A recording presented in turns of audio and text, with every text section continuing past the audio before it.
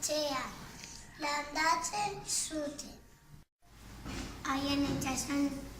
Haien itsasontzia Faluka deitzen zen. Egiptoko bizimodua.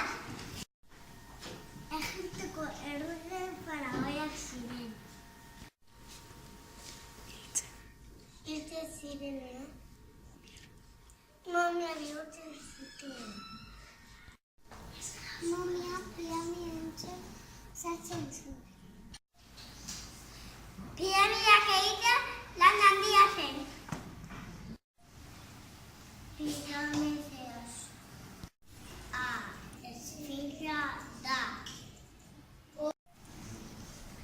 Obeliskoa. Ez duten letari. Barazkiekin idazten zuten. Idazten zutenak eskribak ziren. Eskribak faraoiarentzat egiten zuten lan. Hatshepsut izan zen lehenengo faraoi emakume.